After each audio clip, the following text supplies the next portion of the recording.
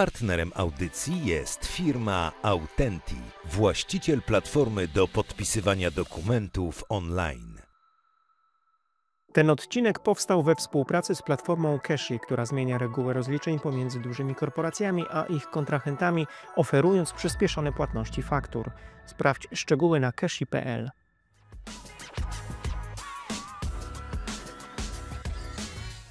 Mogę w ogóle powiedzieć też krótko o genezie powstania firmy, ze względu na to, że ten cały nasz pomysł na endoskopię kapsułkową narodził się w sposób w zasadzie przypadkowy. Bardzo dużo się zmieniło na plus, jeśli chodzi o taki, powiedzmy, zmianę mentalności po jakby wdrożeniu do takiej naszej codzienności modeli generatywnych, czatu GPT, Midjourney i innych narzędzi, które są w tej chwili Weszły pod strzechy, prawda? Weszły pod strzechy. To było dla mnie taki pierwszy szok, jak też ta branża działa, że w tygodniu, kiedy mieliśmy mieć wizytę notariusza, taki fundusz Venture Capital potrafił powiedzieć, że nie wchodzi w to. Zmienia zdanie, bo w ogóle tego typu projekty przestają go interesować, albo woli zainwestować w jakieś IT czy aplikację, która ma na przykład pierwszych płacących klientów niż w R&D. I szczerze, do takich przypadków w życiu miałem kilka. Na pewno czuję się bogaty doświadczenia, jednak taki jeden rok prowadzenia biznesu to potrafi być bardziej bogate doświadczenia, zarówno te pozytywne, jak i negatywne, niż ekwiwalent na przykład 5 lat pracy gdzieś tam na etacie, na przykład w korporacji. Czasem człowiek każdego jednego dnia dostaje jakąś większą bombę i jak mi się wydaje, że już gorzej być nie może, to nagle wychodzi jakiś kolejny problem. Warto być elastycznym i wytrwałem. Jeden też jakby z naszych inwestorów, Tomek, lubi mówić, że w biznesie tego typu wygrywają nie najlepsi, ale ci najbardziej wytrwali.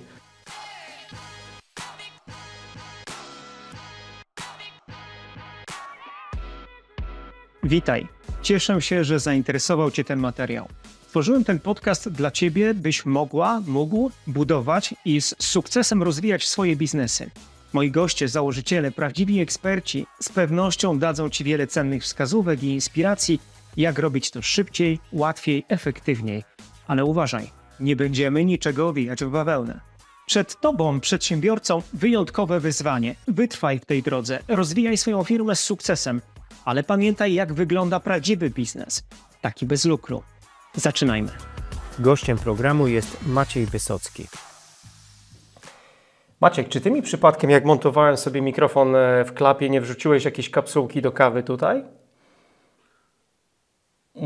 Musiałem sobie przypomnieć. Okej. Nie, na pewno nie, bo wiesz, bo szkoda. Ja po prostu tak się wkręciłem w ten Twój biznes, przygotowując się do spotkania z Tobą. Może macie jakiś tam program badawczy albo grupę testerów, do której można dołączyć? Zapraszamy do kontaktu, jesteśmy otwarci. Taką grupę potencjalnych pacjentów w sumie nam się zbierała w ostatnich 3 latach na ponad 5000 osób. Proszę. Więc taki wydźwięk pod kątem chęci zbadania się jest dosyć mocny. Mega. Szanowni, jest takie powiedzenie, jak się nie ma w głowie, to się ma w żołądku. To my dzisiaj temu zadamy kłam, dlatego że naszym kolejnym gościem w audycji Biznes bez lukru jest przedsiębiorca, który ma w moim przekonaniu i w głowie wiele, i czasem też w żołądku. Specjalnie z Wrocławia przyjechał do nas dziś Maciej Wysocki, CEO i założyciel firmy Biocam, która zajmuje się endoskopią kapsułkową. Dobrze mówię, Maciek? Dokładnie. Stąd to wyjaśnienie i poszukiwanie kapsułki w mojej kawie. W kawie nie mam, ale mam w marynarce. O, mega, to pokaż nam od razu, proszę. Tak. Taka zaleta prowadzenia biznesu hardware'owego jest to, że zawsze można z zapazuchy wyciągnąć również produkt, który można pokazać komuś i zwizualizować, czy mamy do czynienia. No tak, bo ona inaczej zupełnie wygląda w materiale wideo, a inaczej tutaj w rękach Twoich. Proszę, szanowni. Zawsze biorę też dla samego porównania jakieś witaminy nie mając czegoś właśnie w ręce do porównania, czasami wydaje nam się, że wielkości. to jest dokładnie, że to jest duże, że jakim cudem miałbym to połknąć, ale dopiero jak człowiek sobie wizualizuje, że to jest jednak wielkości suplementów diety czy witamin, które co dzień się połyka, to nagle już ten efekt wow jest troszkę taki lepszy, że jednak zdajemy sobie sprawę, Że człowiek czy mamy da do czynienia, da radę, Okej. dokładnie. Fajnie, fajnie. No, fantastyczna historia jest. Mamy więc magiczną kapsułkę, o której będziemy dzisiaj rozmawiać. Endoskopia kapsułkowa, czyli co wy tam, Maćku, na poważnie robicie? Dlaczego to ma być interesujące i ważne może być w przyszłości dla każdego, kto dziś ogląda rozmowę z tobą?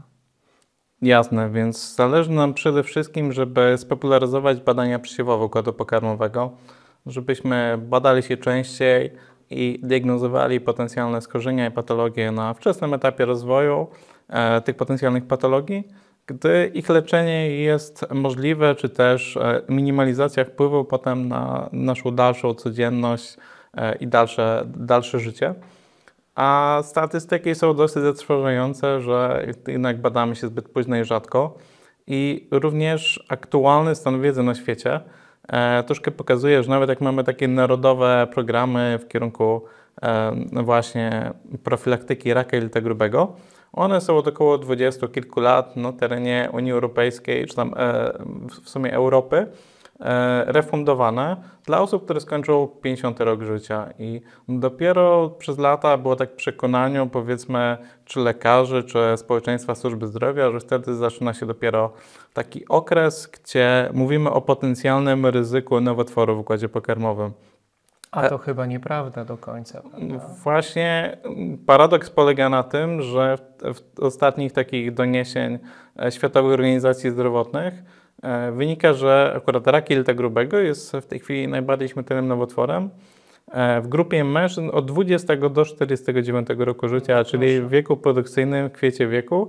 I niejako ta grupa się, powiedzmy, kończy rok wcześniej, gdzie mówimy tutaj o tych narodowych programach w kierunku właśnie badań przesiewowych, czyli pokazuje, że nie jesteśmy nawet jako służba zdrowia przystosowani do tego, żeby faktycznie te realne w tej chwili grupy ryzyka badać często. I do tego to jest powoli też ogólnie schorzenia układu pokarmowego są bolączką czy też epidemią w tej chwili tych młodszych pokoleń, milenialsów i zetek i nawet jeśli mówimy tutaj o 20-kilkulatku z nowotworami, to przestaje to być w jakiś sposób zaskakujące. I oczywiście są różne czynniki, które mogą na to wpływać, od aspektów genetycznych po wysoko przetworzoną żywność, która nam w zasadzie towarzyszy od urodzenia, ale też czynniki klimatyczne, zanieczyszczenie środowiska, smog w dużych miastach, ale też choćby w wioskach. I to wszystko wpływa na to, że te czynniki kancerogenne są jeszcze większe i dotykają osób jeszcze w młodszym wieku, dlatego my chcemy, oferując technologię, która jest niskoinwazyjna i niejako nie ma takiej bariery wejścia, że trzeba się poddać narkozie, która też często jest szkodliwa zdrowotnie, czy powiedzmy przeżyć traumatyczne doświadczenie, jakim jest badanie układu pokarmowego, ale w coś, co można zrobić w domu, właśnie zdalnie, też odciążając jakby pracę lekarzy i służby zdrowia, która też jest teraz przeciążona. I to jest właśnie taki nasz cel, dokładnie. No to ona jest fantastyczna, kibicujemy.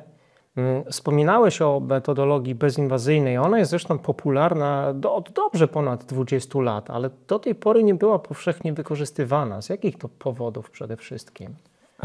Dokładnie. Tutaj mogę też, podejrzewam, że ten wątek może się jakoś też potem przewijać w dalszych etapach rozmowy, ale mogę w ogóle powiedzieć też krótko o genezie powstania firmy, ze względu na to, że ten cały nasz pomysł na endoskopię kapsułkową narodził się w sposób w zasadzie przypadkowy.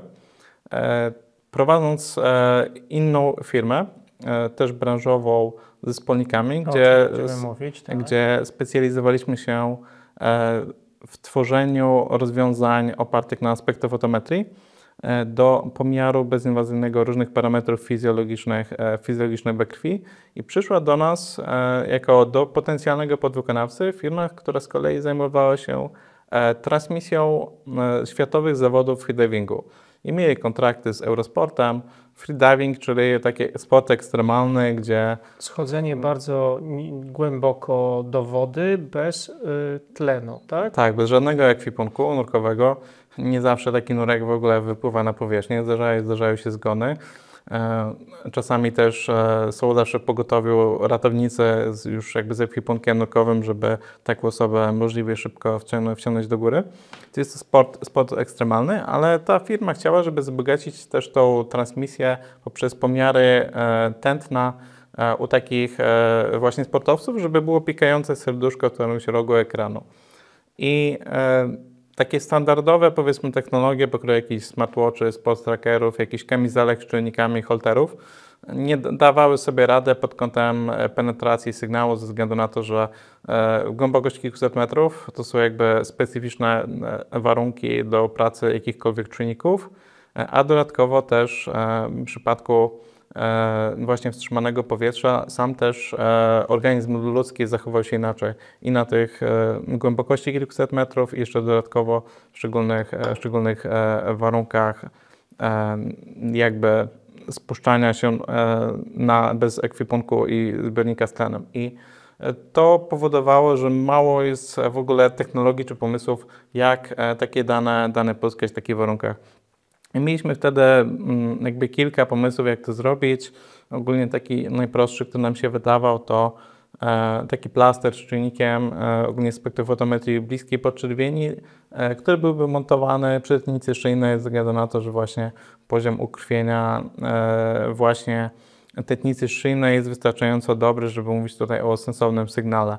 A nasz ówczesny mentor, z którym współpracowaliśmy merytorycznie, profesor Marek Langner, który też jeden z współzałożycieli spółki, powiedział nam, żebyśmy zainteresowali się kapsułkami endoskopowymi. Kupili takie kapsułki, wywalili z nich kamerę, dali tam czujniki i żeby właśnie też te dane były wysyłane do drona, bo właśnie zapomniałem o tym wspomnieć, ale ta transmisja właśnie tej firmy była poprzez drona, który był spuszczany na linię w odległości około 2 metrów od tego nurka i oni właśnie zajmowali się transmisją w takich poprzez właśnie drona podwodnego. I faktycznie zaczęliśmy się interesować tym. I to, co nas wtedy zdziwiło, że technologia na tamte czasy funkcjonująca od blisko 20 lat na rynku komercyjnym jest po pierwsze strasznie droga. Skrajnie droga. Dwa, że prawie w ogóle nie ma placówek, które w ogóle posiadają taką technologię. Nie jest ona refundowana w zasadzie w żadnym kraju na świecie. Są kraje, które posiadają częściowe refundacje, ale zawsze jest jakiś ciągle koszt po stronie pacjenta, pokrywy na przykład kilkuset euro dopłaty do takiego badania. I zaczęliśmy sobie zadać pytania, z czego to wynika. I zresztą sami też kupiliśmy kilka kapsułek konkurencyjnych i żeby to zmysłowić problem, to sama kapsułka to jest koszt na poziomie 2600 zł, mniej więcej za sztukę. Odbiorniki, które magazynują te dane właśnie z układu pokarmowego, one są kosztem na poziomie od 20 kilku do nawet 50 tysięcy złotych. I to do tego mamy subskrypcję na oprogramowanie do przeglądania tych zdjęć, a dochodzą już dodatkowe koszty, jak hospitalizacja potencjalna w szpitalu tego pacjenta, jakaś marża dla szpitala, czy też placówki medycznej, no i wynagrodzenie lekarza, który musiałby cały taki film też przeglądać. Słowem, bardzo droga zabawa. Tak, to jest właśnie... Zabawa, przepraszam, często ratująca życie, tak? No bo mówimy o, tak jak wspominałeś, o przypadkach ekstremalnych już, takich związanych naprawdę z poważnymi chorobami również. Okej, stąd pomysł. Będę jeszcze Cię pytał o to, jak Biocam i w jakich okolicznościach powstawał, więc do tego wrócimy. Ale powiedz, żeby zakończyć już ten etap tej kapsułki, ile godzin trwa badanie? Jakbym ją połknął, to po jakim czasie fachowcy potrafią i na podstawie czego wywnioskować, że z moim zdrowiem jest tak, a nie inaczej? Jasne. Kapsułka działa od kilkunastu do około 20 godzin, a jeśli chodzi o to, ile kapsułka spędzi jakby czasu w Twoim układzie pokarmowym, jest to już jakby kwestia indywidualna związana Co ja tam mam w środku, nie? bardziej bym powiedział, że z Twoją peryceltyką jelit i też szybkością tego pasażu, czyli przejścia kapsułki przez układ pokarmowy, jest to kwestia indywidualna. Rekordy, jakie mieliśmy, były na poziomie około 4 godzin. W innym przypadku to może trwać i 20 godzin, gdzie jakby kapsułka jeszcze nie osiągnie powiedzmy etapu deski klozetowej. Ale wybacz to pytanie laika, ale ona wyjdzie za każdym razem, tak? Tak, są oczywiście przypadki, gdzie może dojść do utknięcia. To wynika, jeśli mówimy o jakichś niezdiagnozowanych zwężeniach w układzie pokarmowym, taka kapsułka może się po prostu zaklinować. Okay. Z punktu widzenia diagnostycznego jest to pośrednio jakaś dobra informacja, ze względu na to, że powiedzmy dzięki odbyciu naszego badania pacjent się dowiaduje, że ma jakiś problem, którego nieupokojenie z takiej kapsułki potencjalnie nigdy by się nie dowiedział i też nie podjął stosownego leczenia no właśnie w aspekcie tych posiadanych zwężenia, które też mogą powodować komplikacje zdrowotne. No i podczas tegoż badania wykonywane są ponad dziesiątki tysięcy różnych zdjęć, tak? Tak, w zależności właśnie od tego, jak długo kapsułka będzie w układzie pokarmowym, możemy mówić od kilkudziesięciu tysięcy do nawet ponad 100 tysięcy zdjęć z układu pokarmowego. Dane są przesyłane na odbiornik, który jest montowany przy ciele. On mniej więcej jest wielkości mniejszego smartfona, więc jest dosyć kompaktowy, a tam dane są próbkowane na platformę telemedyczną w chmurze, którego mają dostęp kliniki i lekarze. Odbiornik też pełni taką funkcję, powiedzmy, magazynatora danych w przypadku, kiedy mamy na przykład takie przypadki wykluczenia cyfrowego, czyli przystosowaliśmy też technologię, żeby ona była na przykład na jakiejś wiosce, gdzie nie mamy dostępu do światłowodu, do szybkiego wtedy analogicznie do na przykład Holtera EKG możemy po prostu odbiornik zwrócić i dane zostaną po prostu ręcznie zgrane poprzez USB do komputera danej placówki. A do tego czasami, jak mówimy o osobach też starszych, to nawet kwestia podłączenia się do Wi-Fi pacjenta. Też, nawet jeśli to będą 3 kliknięcia na jakimś smartfonie, to z drugiej strony już zakładamy, że taka osoba posiada smartfon albo posiada szybki internet, co też nie musi być normą, dlatego też to magazynowanie danych zabezpiecza nas, żeby na pewno te dane później zostały przeanalizowane przez lekarza. O mega, to brzmi fascynująco, to ja się dalej zgłaszam, podtrzymuję ochotę i zainteresowanie, chociaż Ty mówisz najpierw pies, potem koń, a dopiero na końcu człowiek. To ten rynek weterynaryjny jest z jakiego powodu interesujący? On jest może troszkę mniej zregulowany, prawda? Dokładnie. Uregulowany. Ścieżka komercjalizacji z punktu widzenia właśnie dopuszczenia do obrotu jest krótsza.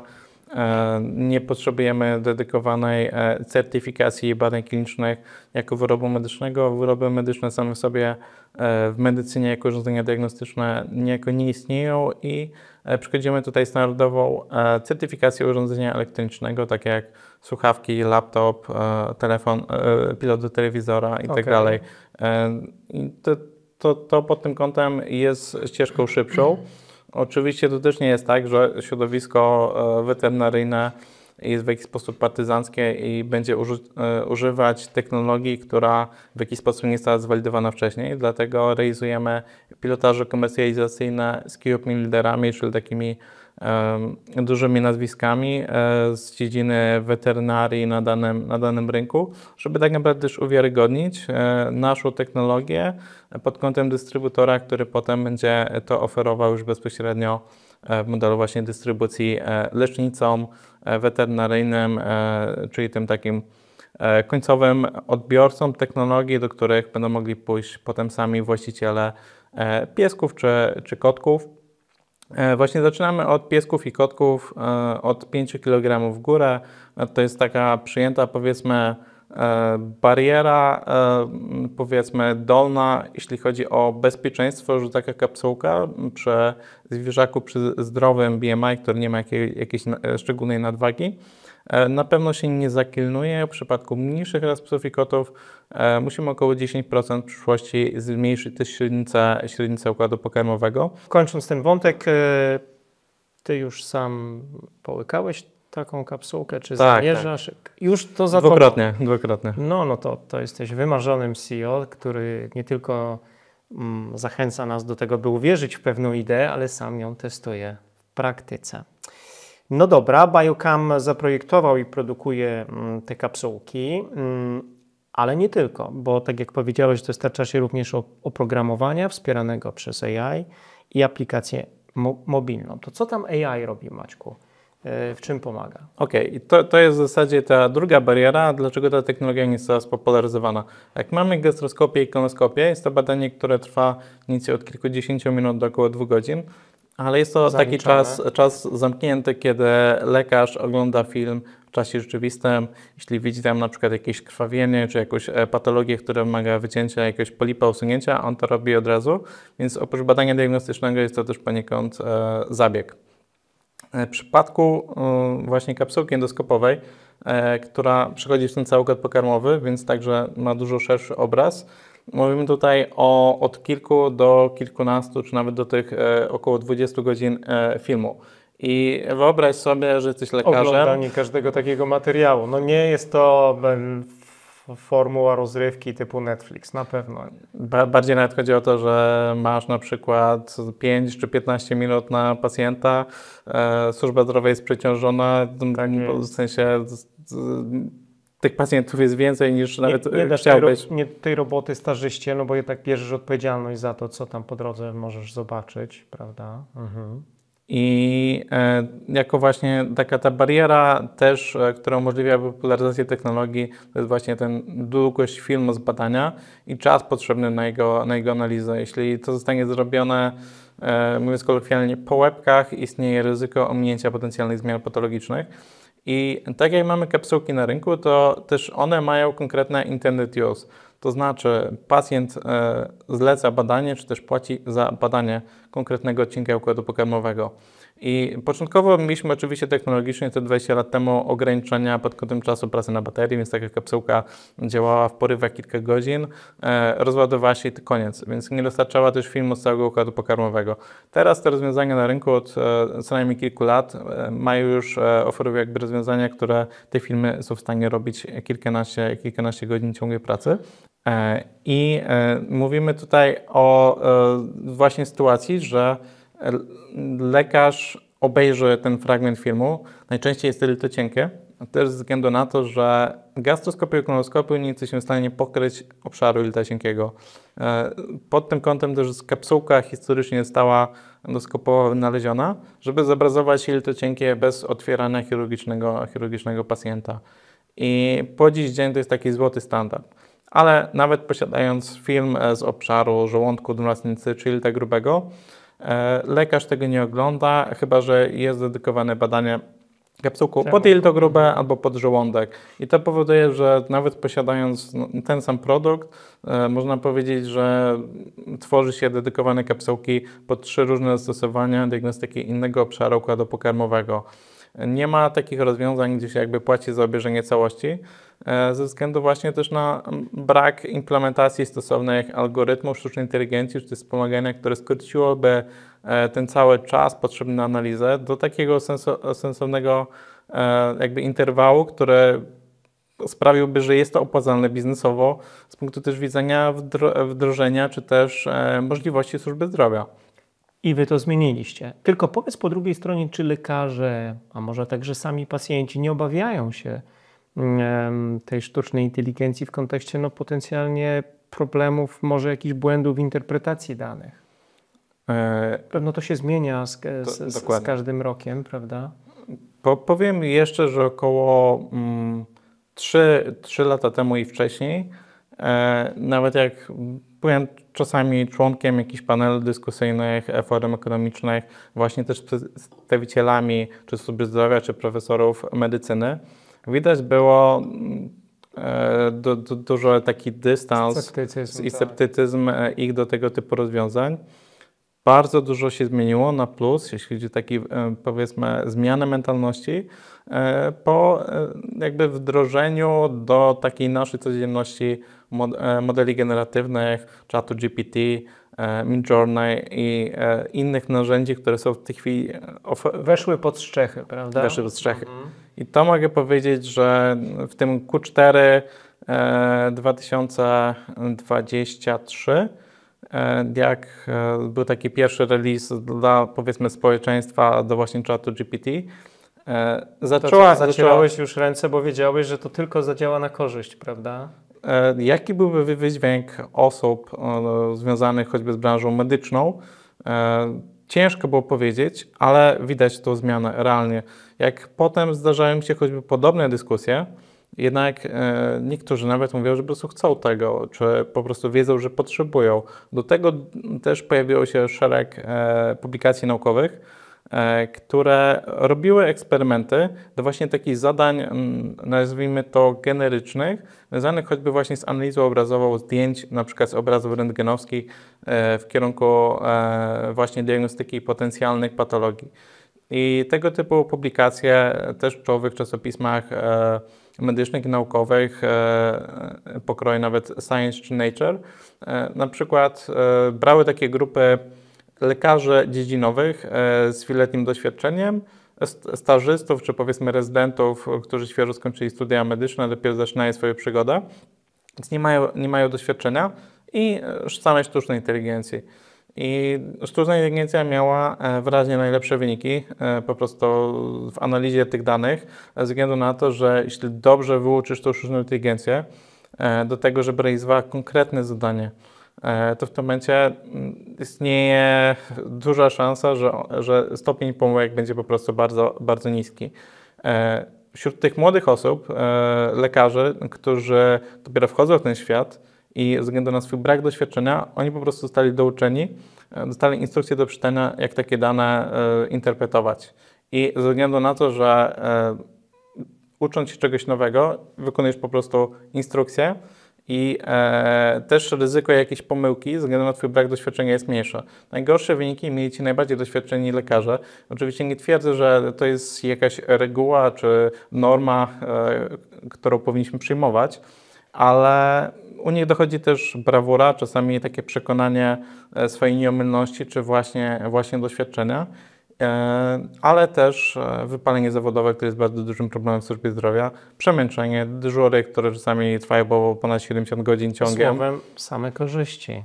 Powtarzam mojemu szwagrowi radiologowi, żeby naprawdę spieszył się kochać swoją pracę, bo ona za chwilę w tej wersji, jaką ją zna, dziś przeminie. No mega interesujący temat, mój drogi. Od czego, powiedz nam, proszę, to się wszystko zaczęło? Bo w twoim CV stoi, że rozpocząłeś przygodę ze startupami oferującymi sprzęt medyczny w 2014 roku. No, byłeś wtedy strasznie młody, miałeś w okolicach 23 lat. Tak. Skąd ta idea przyszła, że teraz będziesz zaangażowany w tego typu projekty? Działałem naukowo podczas studiów i... Studiów jakich? Inżynierii biomedycznej. Okej, czyli bardzo jednak kierunkowych. Inżynierii biomedycznej, ale ogólnie też tak bardziej specjalizacja była elektronika medyczna, ale żeby nie wchodzić w szczegóły, to jest bardziej elektronika, znaczy ten pierwiastek medyczny był taki z boku i poprzez zaangażowanie też w różne projekty naukowe i też poznanie odpowiednich ludzi na studiach narodziła się wizja, żeby spróbować tworzyć też niejako branżę, w której zatrudnienie w Polsce na tamte czasy praktycznie nie istniało.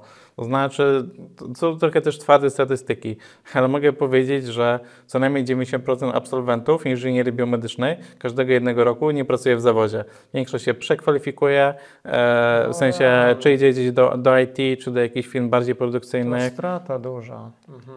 Tej pracy za bardzo po prostu nie ma. To znaczy, jest mała liczba firm czy startupów, które faktycznie pracują w samej technologii, w sensie medycznej, że robią jakieś R&D i to nie mówimy o rozwiązaniach generycznych. Druga grupa to można zostać na uczelni i robić po prostu karierę naukową, ale jakby wakaty na doktoratach dla adjunktów też są ograniczone.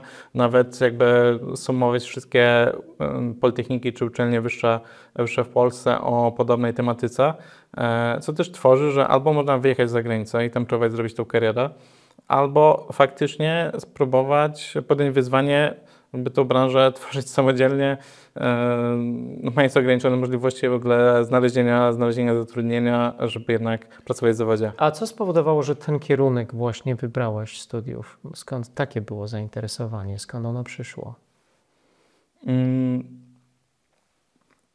Przyznając też szczerze, na tamte czasy inżynieria biomedyczna wydawała się czymś nowym, pośrednio też przyszłościowym i była to może troszkę taka ciekawość. Taka nisza do zagospodarowania, co? Nisza, czy też perspektywa robienia ciekawych rzeczy pod kątem tego, że rozważałem choćby też jakąś automatykę i robotykę, przy czym w praktyce robotów, czy też robotyki w Polsce też mało się robi, więc w praktyce perspektywa pracy najbardziej pewna to byłaby po prostu praca w automatyce, czy w jakichś zakładach przemysłowych, więc mówię tutaj, że choćby na przykład programowaniu pralek i takich urządzeń, powiedzmy, które są mniej fascynujące z punktu widzenia rozwoju. I to się wydawało jako coś, co potencjalnie właśnie jest taką niszą, ale też perspektywą robienia ciekawych rzeczy pod kątem tego, jak technologie medyczne idą do przodu, zmieniają się każdego dnia. Super. To który tam z projektów idzie na pierwszy front? Czy to jest GlucoActive, czy jeszcze wcześniej próbowałeś z jakimiś innymi produktami? Próbowaliśmy na różnym etapie zaawansowania z różnymi projektami. Zaczynaliśmy z moim wieloletnim wspólnikiem Robertem od egzoszkieletów do rehabilitacji. Robertem Stachurskim, prawda? Dokładnie. Exomoves nazywała się firma, czy nazywa się ciągle? Exolimbs, w sensie spółkę mamy ciągle formalnie zarejestrowaną, ale ze względu na to, że też mamy w swoich biznesach, które dostały stosowne finansowania też i nakazy wyłączności operacyjnej, jakby wystarczająco dużo wyzwań, to na pewnym etapie projekt porzuciliśmy jako może coś do odkopania przyszłości, ale co ciekawe, mieliśmy kilka iteracji w sensie prototypów urządzeń, ogólnie ortez do aktywnej rehabilitacji stawu kolanowego. Mieliśmy nawet w negocjacjach kilka umów inwestycyjnych. To były też moje takie początki, które były w jakiś sposób wyzwaniem dla mnie jako młodej osoby, bo chyba pierwszą umowę inwestycyjną, którą oczywiście się negocjowało kilka miesięcy, miałem właśnie podpisać około 10, 11 lat temu i to było dla mnie taki pierwszy szok, jak też ta branża działa, że w tygodniu, kiedy mieliśmy mieć wizytę notariusza, taki fundusz Venture Capital potrafił powiedzieć, że nie wchodzi w to. Zmienia zdanie, bo w ogóle tego typu projekty przestają go interesować, albo woli zainwestować w jakieś IT czy aplikację, która ma na przykład pierwszych płacących klientów niż w R&D. I szczerze, do takich przypadków w życiu miałem kilka.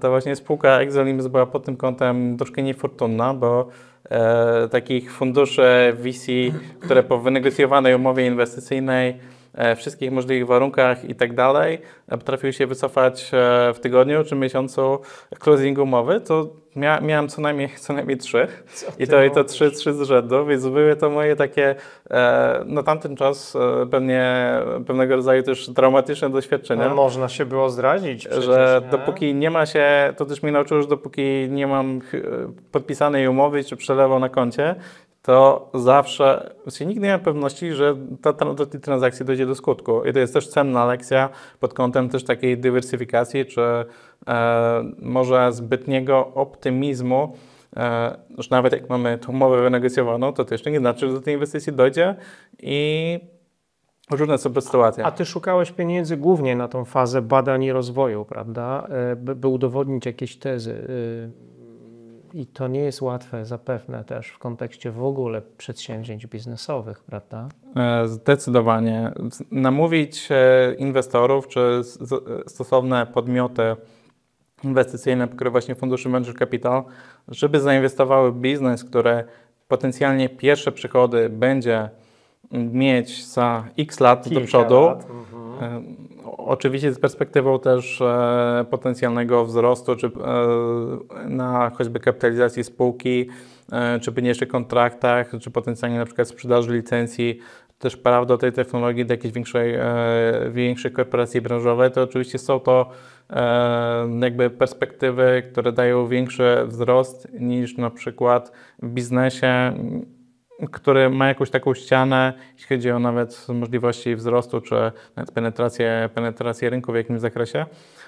Ale faktycznie to nie było łatwe, nawet jeśli były podmioty dedykowane, pośrednio na przykład poprzez lewal pieniędzy publicznych, do tego, żeby w tego typu takie projekty, przynajmniej w teorii, inwestować. To wybacz, że Cię sprowokuję, drogi inżynierze, ale zaczynasz bardzo wcześnie, studiujesz trochę co innego, potem dotykasz tego biznesu. Może te niepodpisane umowy są konsekwencją pewnego braku może doświadczenia, może co tam było takiego krytyczne, bo mogłeś się zrazić faktycznie, jeśli któraś z umów nie dochodzi do skutku, ale dotykasz zupełnie innego rynku niż ten, który do tej pory eksplorowałeś. Jaką zmianę musiałeś przejść, jakie przeobrażenie, żeby to wszystko lepiej zrozumieć, żeby zacząć zapinać z sukcesem te wszystkie rozmowy w kontekście tej inicjatywy i kolejnych, o których tutaj zaraz wspomnimy? Jakby nie koniecznie możemy korelował, że to problemem samym sobie pod kątem closingu była na przykład młodość, ze względu na to, że mój właśnie też starszy wspólnik Robert miał dosyć spore doświadczenie produkcyjne, także dziedziny produkcji elektroniki użytkowej, więc on był nawet tą osobą, która miała właśnie na froncie, tak? uwiarygadniać tą naszą spółkę i ten aspekt biznesowy i komercjalizacyjny. Do tego też przeważnie, w sensie zawsze w naszych spółkach mieliśmy jakichś ekspertów dziedzinowych, czy też z tytułami naukowymi, którzy też ten aspekt komercjalizacyjny, ale i badawczy czy merytoryczny uwiarygadniali. Więc to też nie wyglądało tak, że przychodzi jakiś trzech młokosów, studenciaków, którzy szukają, nie wiem, milionów czy setek tysięcy złotych, żeby te pieniądze zdefraudować, a potem, nie wiem, po drodze jeszcze skończyć studia albo... Więc nie wydaje mi się, żeby to bezpośrednio była przeszkoda. Powiedziałbym nawet, że mieliśmy może trochę pecha, ze względu na to, że nawet taki TRL, czyli ten poziom gotowości technologicznej, był wyższy niż w późniejszych spółkach, w których dostawaliśmy finansowanie realnie. Więc może to zadziałały nawet po prostu jakieś czynniki złego timingu, pokroju zmieniającej się też perspektywy unijnej pod kątem jakby tych też lewarów dla właśnie funduszy kapitałowych.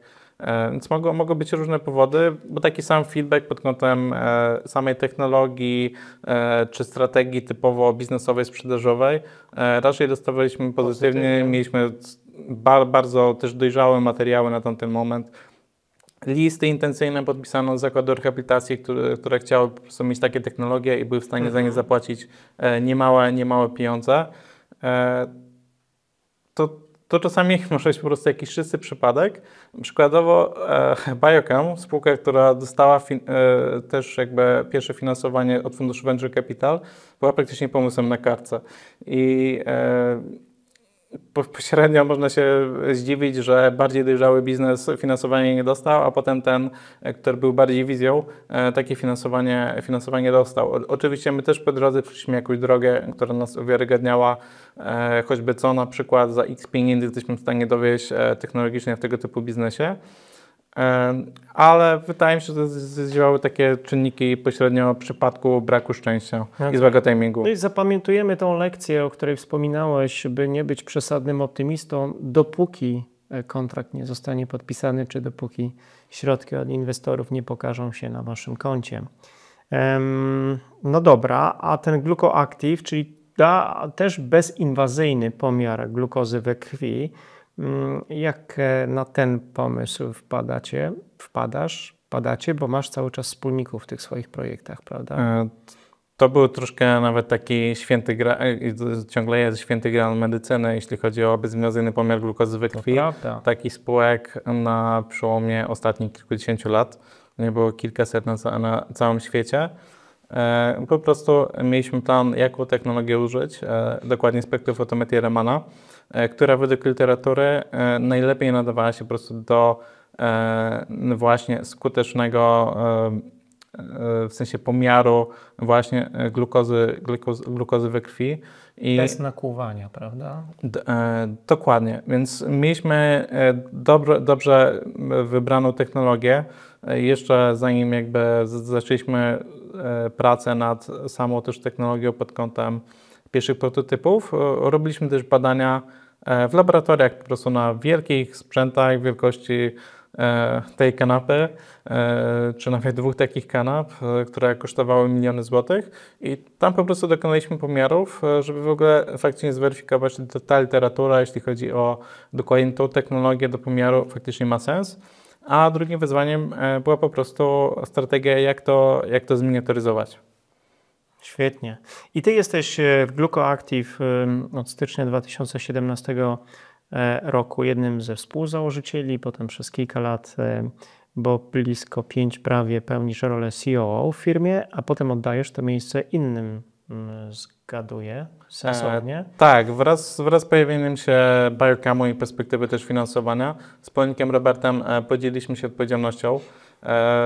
W sensie nie było już nawet za bardzo możliwości, żeby było dwóch funderów w dwóch spółkach operacyjnych, które na tamten moment zatrudniały już po kilkanaście osób i to nawet tworzyło troszkę taki impas wizerunkowy dla spółki, gdzie inwestor, który wierzy, też inwestuje w ludzi, wierzy, że ten konkretny biznes osiągnie sukces, to troszkę patrzy wtedy na tego typu projekty, że jak tutaj coś noga się podwinie, to zawsze mamy taki spadochron, żebyśmy my jako osoby, które prowadzą dwie firmy równolegle, mogły w każdej chwili po prostu skorzystać z tego spadochronu, albo kiedy widzimy, że jedna z tych firm wystrzeli, to nawet porzucimy tą gorzej rokującą, bo to już nie będzie miało po prostu dla nas sensu. I jakby to jest oczywiście zrozumiałe i słusznym też było krokiem, żeby na pewnym momencie po prostu podzielić odpowiedzialnością, gdzie jedna osoba jest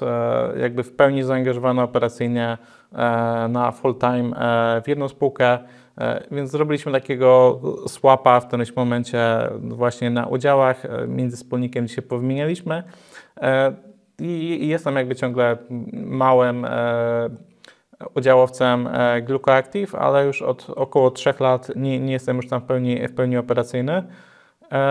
A spółka to też jest jakby ciekawy case, zrobiła fajnego pivota w kierunku przemysłu ciężkiego. Która część, Maciek, trudniejsza jest w realizacji? Ta software'owa, czyli dotycząca oprogramowania, czy hardware'owa? Bo robisz teraz w Biocamie jedno i drugie. Wydaje mi się, że większym wyzwaniem przy naszych też wymaganiach biznesowych, które sobie postawiliśmy, jest jednak ta działka hardware'owa.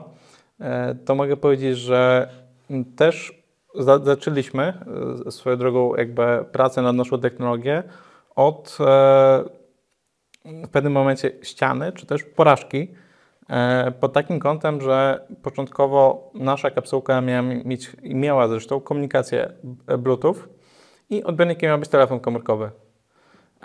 I taką też technologię stworzyliśmy.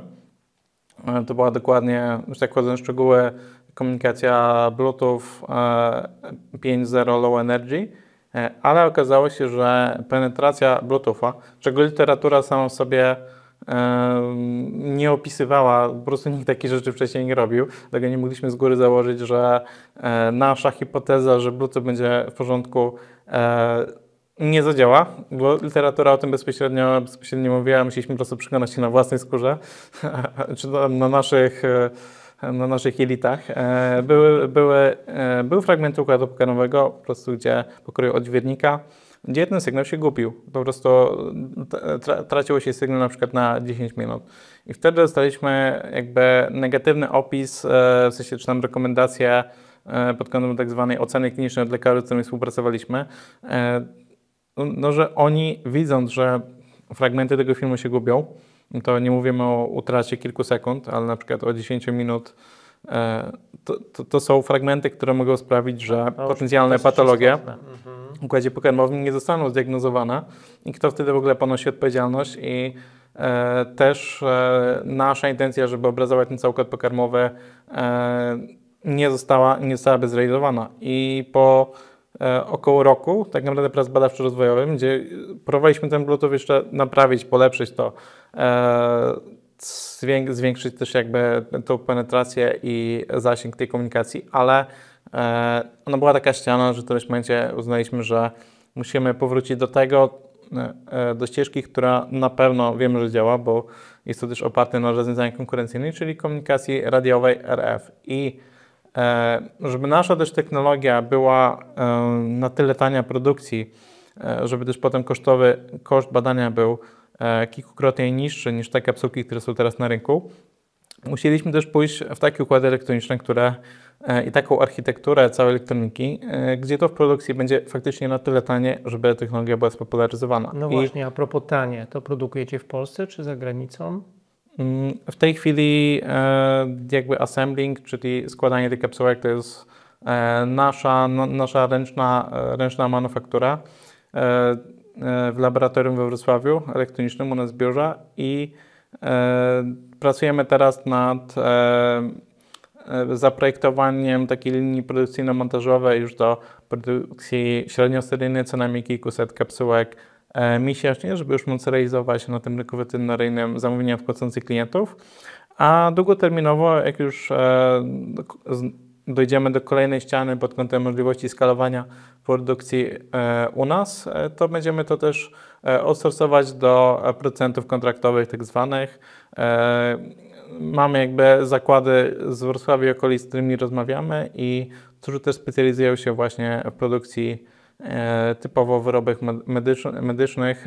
Tam też chodzi o takie spełnianie norm produkcyjnych ISO, w jakich warunkach na jakich zasadach to może być produkowane. Okej, super. Dalej Ci mało, mój drogi, bo w Twojej historii jeszcze pojawia się w 2019 roku inicjatywa o nazwie See More, see w znaczeniu morza, tak? Teraz to ja już się naprawdę pogubiłem, bo znam menadżerów, którzy są w stanie w jednym czasie prowadzić dwie duże inicjatywy, no ale Tobie mało. Ty jeszcze otwierasz trzecią ze wspólnikami. Otwierać to może jest za duże słowo. Okay. Poznałem, w sensie przez właśnie też środowisko uczelniane, po prostu młodych chłopaków, którzy robili fajne rzeczy. Swoją drogą też właśnie drony podwodne. I pomogliśmy właśnie ze wspólnikiem Robertem jako advisorzy im po prostu założyć firmę i pozyskać pierwsze finansowanie. Czyli tam pewno udziałowcami drobnymi zostaliście przy tej okazji? Tak, ale to była rola taka typowo po godzinach, na poziomie kilku godzin miesięcznie, niż mowy o jakimś większym etacie. Czyli typowo jako advisorzy, dzięki też jakby już nabytych doświadczeniach czy drodze, które udało nam się przejść i też wspierając choćby tym networkiem, który udało się też wypracować przez lata. Bardzo fajny case. Popularny za granicą, takiego Advisory for Equity. W Polsce ciągle jeszcze rozmawiam z wieloma founderami, nie są do tego gotowi, nie są co do tego przekonani, ale fajnie, że zrealizowaliście tą współpracę według takiego modelu. Jeśli ktoś miałby z Państwa wątpliwości, czy warto, to niech zaczepia Macieja osobno, na pewno o tych historiach opowiesz. Czy Ty jesteś startuperem jeszcze po tych wszystkich latach, czy czujesz się już dojrzałym przedsiębiorcą, przechodząc tak wiele różnych doświadczeń w tylu spółkach? Na pewno czuję się bogaty doświadczenia, jednak taki jeden rok prowadzenia biznesu to potrafi być bardziej bogaty w doświadczenia, zarówno te pozytywne, jak i negatywne, niż ekwiwalent na przykład 5 lat pracy gdzieś tam na etacie, na przykład w korporacji. Więc ta bogatość doświadczeń, jak i również oczywiście potencjalnych kryzysów, porażek. Tak, myślę, że to jest coś, o czym już mogę mówić. To, co jest jeszcze przede mną, to jakby zbudowanie doświadczenia, budowę międzynarodowego biznesu, dużego międzynarodowego biznesu. Bo on ma być międzynarodowy od samego początku. W waszych głowach taki był ten koncept, tak? Tak, mogę powiedzieć, że przykładowo w tym miesiącu z fajnym litewskim dystrybutorem podpisaliśmy umowę właśnie na kapsułki do stosowania weterynaryjnych i cały czas tak naprawdę w procesie mamy umowę na kilkunastu rynkach, więc to jest jakby ten początek, ale to, co jest kryterium sukcesu, to nie podpisanie umów, ale faktycznie, że nasza technologia będzie używana w tym samym czasie, potencjalnie na przykład w kilkuset klinikach na całym świecie, więc to jest jeszcze ten cel, gdzie mam nadzieję, że jak spotkamy się za kilka lat, to będę mógł więcej opowiedzieć o tej drodze, którą udało się tutaj odbyć. A co najtrudniejszego było w tej drodze? Dochodzenie do tego momentu, gdzie jesteś teraz. Czy to właśnie kwestia weryfikowania tych hipotez, pivotowania, pozyskiwania funduszy?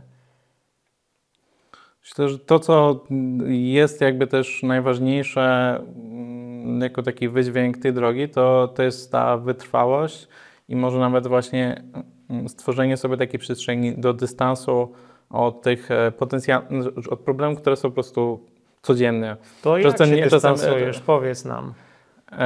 Jak się tego nauczyłeś? Jakie masz techniki, sposoby na to, żeby się oderwać od tych kłopotów? Po prostu bardziej mi chodzi na dystansowanie się, oswojenie się z tym wszystkim, że nie na wszystko ma się wpływ, że przyjdą trudne momenty? Że te momenty są cały czas i to czasem człowiek każdego jednego dnia dostaje jakąś większą bombę i jak mu się wydaje, że już gorzej być nie może, to nagle wychodzi jakiś kolejny problem i jakby podchodzić do tego w taki sposób emocjonalny, to można popaść już w taką totalną depresję, myśli samobójcze i kryzys i tą wytrwałość, czy też wiarę, że z tego coś będzie po prostu stracić. Trzeba się po prostu dystansować, nawet pod takim kątem, że próbujemy rozwiązać problemy, nie wszystkie problemy da się też rozwiązać i to też trzeba się z tym po prostu pogodzić. A jak się tego nauczyłeś? Dzięki czemu? Może dzięki komu?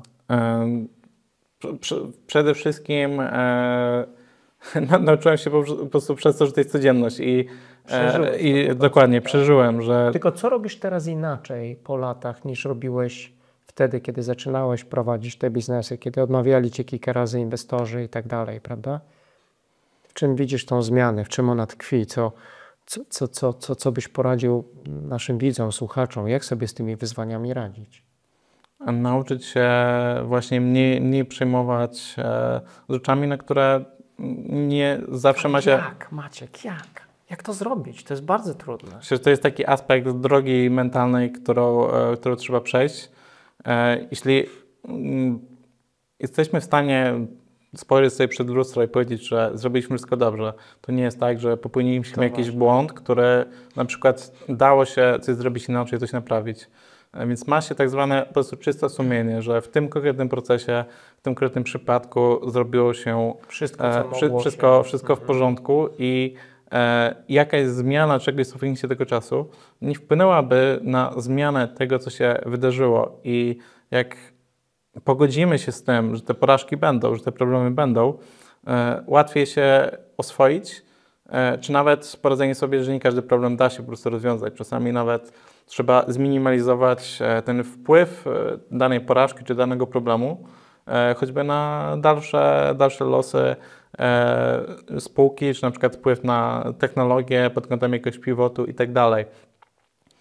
I szukać po prostu długoterminowych rozwiązań. Czasami w sensie nie jest tak, że wszystkie problemy da się rozwiązać od razu i nawet mając najlepszego advisora na świecie, to nie znajdziemy nagle rozwiązania, które jak z czarodziejską różdżką te problemy rozwiąże. A to się pięknie wiąże z tą cierpliwością, o której mówiłeś, tak? Tą trochę odroczoną gratyfikacją, tą siłą i ochotą do tego, by podejmować, mierzyć się z tymi wyzwaniami przez dłuższy okres czasu niż tylko na krótko.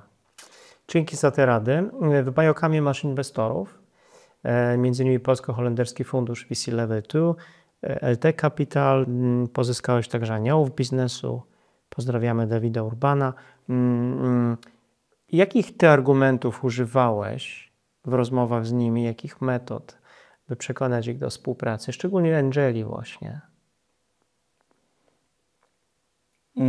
Mówisz o jakichś technikach typowo sprzedażowych? Tak, wiesz, bo sztuką jedną jest dostać się do konkretnych ludzi, zorganizować spotkanie, przedstawić im swoją wizję, ale jednak nieco poważniejszym wyzwaniem jest skomitować się, jakby doprowadzić do sytuacji, w której oni ci zawierzają, przelewają bardzo konkretne środki, szczególnie w tak trudnym biznesie jak twój, w którym nic nie jest oczywiste.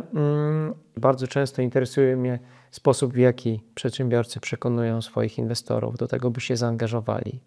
Ty kładłeś nacisk na tą przyszłą wizję tego, co zrobisz, jak to zrobisz, czy może na inne szczegóły?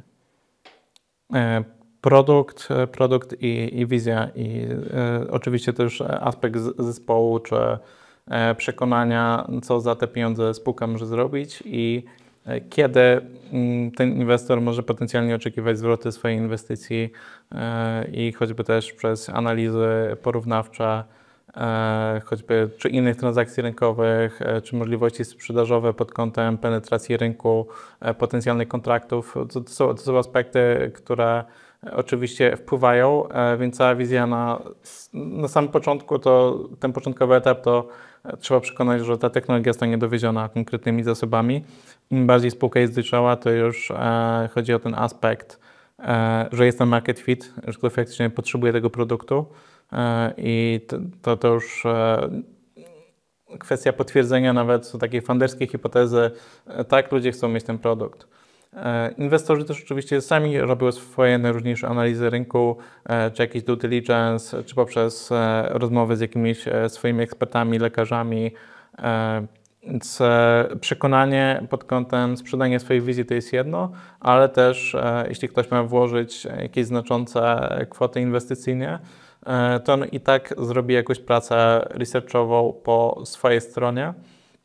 To, co wydaje mi się, że jakby działało dotychczas na naszą też korzyść, to jest taka wiarygodność. To znaczy też nie sprzedajemy jakichś Exceli z wizjami, że spółka masz coś konkretnego, tak? Za rok czasu będzie sprzedawać 10 milionów kapsułek rocznie, więc też nie robimy takiej ściemy, bo to fajnie mówić, pokaż prognozy na 5 lat do przodu, ale jeśli te prognozy są właśnie takie bardziej, powiedzmy, urzeczywistnione niż urealnione, to też wpływa to bardziej na to wiarygodne. Już ten oczywiście wzrost duży musi być, ale on nie musi być w pierwszym roku komercjalizacji czy w drugim, na przykład pojawi się w trzecim, czwartym i piątym. Po tym też, jak choćby ta edukacja tego rynku, czy możliwość przyjęcia nowego produktu będzie po prostu też rosnąć. Ty masz więcej kandydatów do pracy na swoich stanowiskach, bo jesteś swego rodzaju rodzynkiem na rynku. Niewiele jest takich firm. Masz czy wybierać, tak, czy nie? Zdarzają się momenty, że faktycznie ktoś chce dołączyć do zespołu, się dostają jakieś podejrzewam, że kilka na przykład jakichś CV-ek miesięcznie, czy pod kątem jakiegoś stażu, czy dołączenia do spółki. W momencie, gdy nie prowadzimy żadnych procesów rekrutacyjnych, więc takie sytuacje też się zdarzają, bywa, że jednak czasami potrzebujemy bardzo wąskiego wąskiego zakresu kompetencji. Tak. Na przykład niech to będzie ekspert od komunikacji radiowej RF na konkretnej częstotliwości, gdzie takich ekspertów w Polsce nie znajdziemy na przykład 20 i to dochodzi na przykład do sytuacji, że musi się nagimnastykować, żeby faktycznie wzbogacić spółkę osobę, która ma dokładnie oczekiwanych przez nas kompetencjach czy stacku technologicznym konkretne i sensowne doświadczenie, które mogą na przykład rozwiązać problemy czy rozwinąć dalej technologię. Jasne. A ty pracujecie stacjonarnie, czy w jakimś modelu hybrydowym? No bo tu, jeżeli mówimy o produkcie, prawda, to chyba trzeba być w firmie, trzeba zaglądać na linię produkcyjną, spotykać się, testować pewne rozwiązania. Ten zespół typowo elektroniczny, hardware'owy pracuje w 90% stacjonarnie. Zdarzają się oczywiście możliwości pracy zdalnej, ale mamy jakby na tyle zgrany zespół, że nawet chce przychodzić do tego biura i pracować. Mamy osoby też, które pracują całkowicie zdalne, ale one nie są pełnoetatowe, ale part-time, w sensie, które mają po prostu swoje własne, prywatne, na przykład laboratoria elektroniczne w domu i wtedy jakby przesyłamy sobie kurierami jakieś przykładowo układy elektroniczne, które są obustronnie potem testowane i rozwijane. Jest to oczywiście też jakimś dodatkiem logistycznym, którego nie da się przeskoczyć, a takich typowo pełnoetatowych osób to zależy nam, że pracowały w biurze, gdzie jest zespół programistyczny związany właśnie z rozwojem sztucznej inteligencji, czy aplikacji mobilnej, czy platformy telemedycznej. Tutaj mówimy o większościowej pracy zdalnej, ale pośrednio jest to też jakby zgodne z oczekiwaniami i standardami pracy typowo programistycznej w IT. Jasne. Ty się sam rozwijałeś jako Scrum Master, doczytałem, zdobyłeś certyfikat na tym polu, tak? Na ile taka umiejętność jest dla Ciebie kluczowa w prowadzeniu firmy na przykład?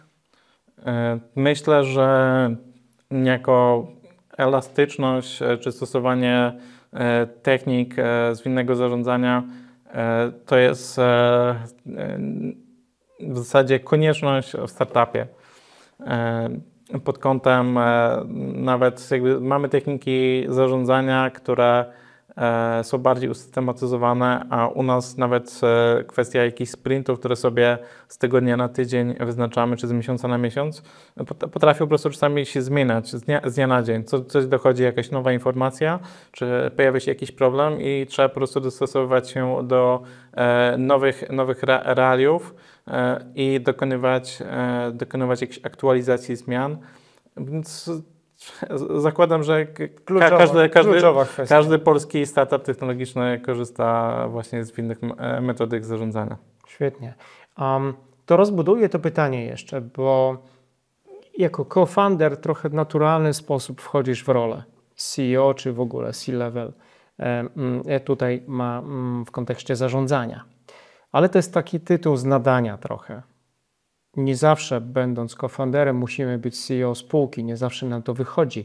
Żeby nam to wychodziło lepiej, to jakie w Twojej ocenie umiejętności powinniśmy posiąść, tak? Żeby być nie tylko założycielem, ale równocześnie liderem takiego przedsięwzięcia, właśnie tym szefem operacyjnym czy prezesem zarządu?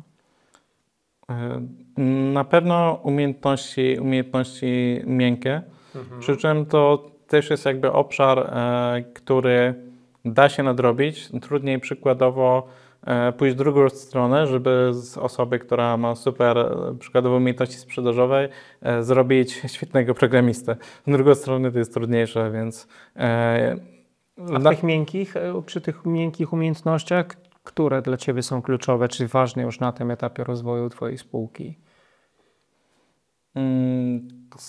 Związane z empatią, z zarządzaniem, taką też zdolnością potencjalnie facylitacji w przypadku jakichś konfliktów oraz umiejętności mocno sprzedażowe. Mówi się, że każdy founder, czy nikt nie sprzedaje tak dobrze, nie jest tak dobrym sprzedawcą jak sam founder, czy też prezes, więc można budować działy sprzedaży, ale to jest też fajne, jeśli już dokonało się iluś przykładowo skutecznych transakcji. Też samo sprzedawanie wizji inwestorom to też jest jakby działanie sprzedażowe. I to też jakby każdy inwestor kupuje founderów, a nie bezpośrednio osoby, która jest na przykład zatrudniona w spółce, ale też nie ma pewności, czy będzie w tej spółce za pół roku, jeśli nie ma przykładowo jakichś lojalek. To ty jesteś dobrym CEO?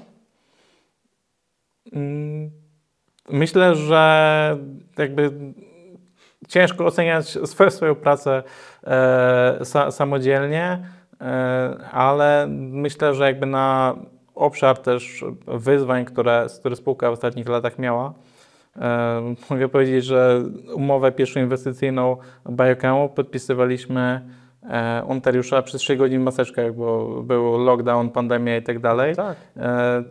Więc zaczęliśmy na cały Biochem od pandemii, która była jakimś tam pierwszym kryzysem, potem była wojna na Ukrainie. Po drodze, jeśli chodzi o samą elektronikę, to były też ograniczone łańcuchy dostaw komponentów elektronicznych.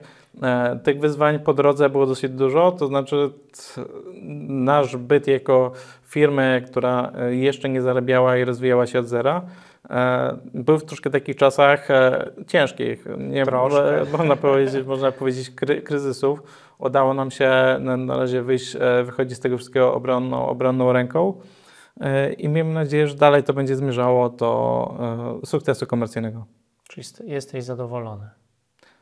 Na pewno wiele rzeczy bym pewnie w swoim życiu zmienił, czy zrobił inaczej, ale z punktu widzenia czasu można jakby patrzeć do tego, że wszystko można byłoby zrobić inaczej, ale się już po prostu stało. Kwestia jest wyciągnięcia bardziej nauki na przyszłość i uczenia się właśnie na tych błędach. To z czego jesteś najbardziej dumny jak do tej pory? Co było takim milowym krokiem, który pamiętasz, który jest istotny i ma wpływ na to, gdzie jesteś tu i teraz? Mówimy o samą spółkę? Czy o życiu twoim w ogóle. No bo to, że nie zostałeś pracownikiem naukowym i nie pozostałeś na uczelni, to już pamiętamy. Poszedłeś w ten biznes, chciałeś tworzyć rzeczy, jakich do tej pory nikt nie tworzył albo mało kto. To było odważne, fajne. Co jeszcze takiego w twoim życiu wspominasz jako takie, co było krokiem milowym? Myślę, że to ten moment, kiedy w ogóle dojrzałem, że potencjalnie sprawdzę się jako founder w firmie technologicznej. W sensie nie miałem wcześniej też przed podjęciem realizacji różnych projektów naukowych na uczelni, które czasami też miały takie znamiona startupu.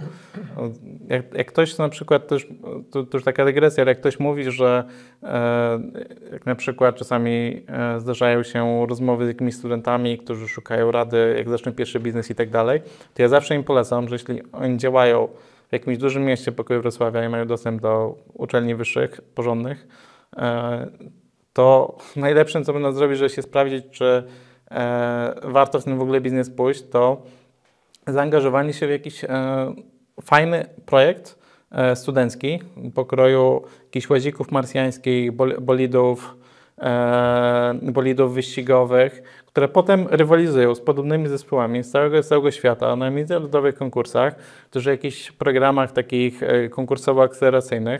To na koniec, Maciek. Czego nam jeszcze nie powiedziałeś? Z czego słuchacze i widzowie audycji Biznes bez lukru powinni cię zapamiętać? Myślę, że ten aspekt wytrwałości to jest taka główna rekomendacja, jaką tutaj mógłbym polecić.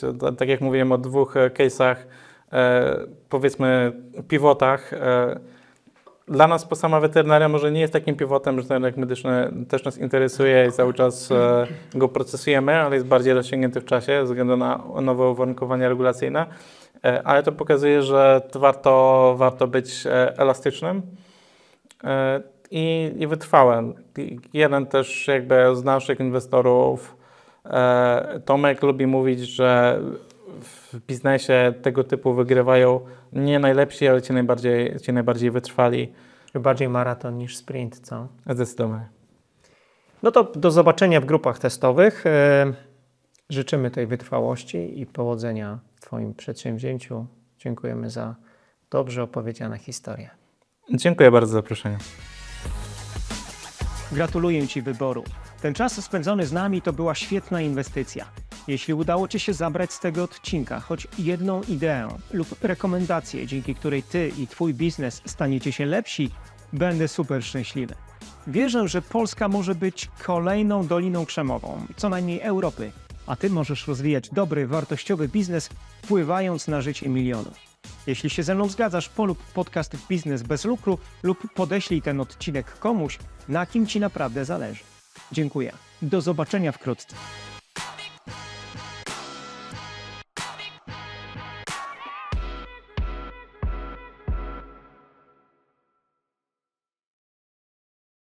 Ten odcinek powstał we współpracy z platformą Cashy, która zmienia reguły rozliczeń pomiędzy dużymi korporacjami a ich kontrahentami, oferując przyspieszone płatności faktur.